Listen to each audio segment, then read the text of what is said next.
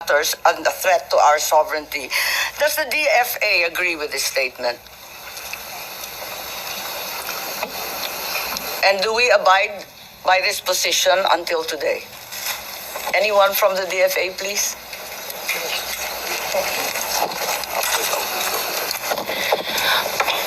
Madam Chair, good morning. Yes, you're recognized, Yusek. Yes, thank you. Well, as I speak right now, the Philippines is not a member of the ICC, and the DFA defers to the Department of Justice as the implementing agency when it comes to cooperation on ICC matters. Madam Chair. Yes, so to the best of your knowledge and in the consideration of the DFA, we are not a member of the ICC. Yes, Your Honor. Thank you. And the DOJ, having been referred to, may I call on Secretary Remulla, please, to clarify this issue. We are not members of the ICC, ma'am. So, whatever relationship we have with the ICC is on an arm's length basis if we have to talk to them. But we have never spoken to them. I'm we sorry, have never Secretary, spoken I didn't hear you. Whatever relationship we have... It's on an arm's length basis, meaning very transparent if ever. But we have never spoken to them. Arm's length? Yes, ma'am. So you have had contact even at arm's length? We do not have any contact. What we're saying is we are very transparent about what we do, and we have never had any contact with the ICC. So you uphold the statement of the President saying that the ICC has no jurisdiction here in the Philippines. Is that correct? Ma'am, jurisdiction of the ICC is throughout the world. We belong to a community of nations Regardless that of is those tied who are together by a legal system called international humanitarian law. It is something adopted by more than 150 countries in the world. International humanitarian law, which became a law in 2009 or 2010. And that law, that domestic law, is what we adhere to in this case. Are you referring to RA 9851? Yes, ma'am. Because you indicated the date of 2009, is that correct? Yes, ma'am. Thank you. So therefore, we are not members of the ICC. We are not members of the ICC since President Duterte withdrew our membership in 2018, effective 2019. Okay. That being the position of the DILG, I assume that Secretary Remulla in the DILG also maintains the same. Yes, ma'am. I defer to the wisdom of the Department of Justice. And the PNP, General Marbil, please. Yes, Madam Chair. Thank you. If that is therefore an unqualified yes, and you are in agreement with the President that the ICC has no jurisdiction whatsoever, what was the DOJ referring to as the ICC's jurisdiction in the Philippines being different from us being a member? What is the distinction, please? Ma'am, the ICC tries people for individual crimes, not states. So the Philippines, as a state, cannot be called upon by the ICC to do something for them. But when the ICC is running after individuals who are Filipino citizens, then that obligation becomes another kind of obligation. So that therefore the Senate ratification of the ICC at the time that it was ratified is of no weight. Regardless, you will fall under the jurisdiction of the ICC under Well, for individuals, international. Yes, madam. That is your belief, DOJ. Yes, madam. When there are individuals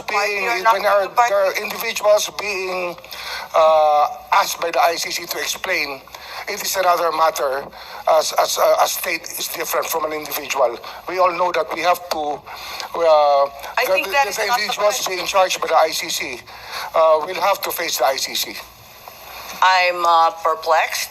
The DFA made it very clear that as we withdrew, we are no longer a state party to the treaty, and now you're saying that we can nevertheless fall under the ICC, under the generic rubric of international humanitarian law. So it doesn't matter whether you sign or do not sign. Yes, ma'am. Ratify. It doesn't matter, ma'am. Ratify. It It doesn't makes matter. no difference. No, it doesn't make any difference anymore. Are you certain? I'm certain. Okay, Attorney Saret, please, from DFA. Is that the position of the DFA? Madam Chair, I concur with my USEC, the current acting SFA, that as far as we are concerned, we're no longer members of the ICC, ma'am. And as non-members, can we possibly fall under the jurisdiction of the ICC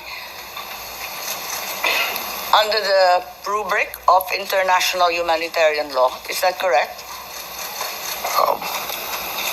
Yes, ma'am, I think, because we, under the, What's the use of signing or ratifying a treaty if it bears no weight? yes, ma'am, I defer, ma'am, to Secretary Remulla. May On I? this one, ma'am. I think it's your purview, your DFA. Yes, ma'am. But yes, ma'am, technically we are no longer a member of the ICC, but we might be obligated under residual jurisdiction as what the Supreme Court in one case already mentioned, that we still have residual jurisdiction. Thank you, Madam Chair. Yes, Madam Chair, if I may.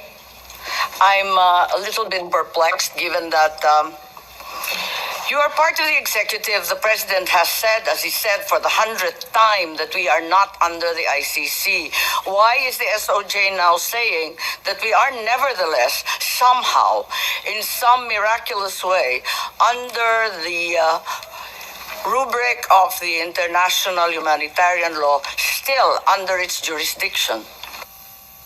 Your Honor, it is not the Philippines that is under the jurisdiction. It is the individuals who are charged by the ICC, which is under the jurisdiction. There is a distinction, ma'am. Please explain. As non-members of the ICC, and as a state, the ICC has no jurisdiction over us as a country. But over the individuals who may have committed crimes that violate international humanitarian law, that is a universal value being held by the whole world today.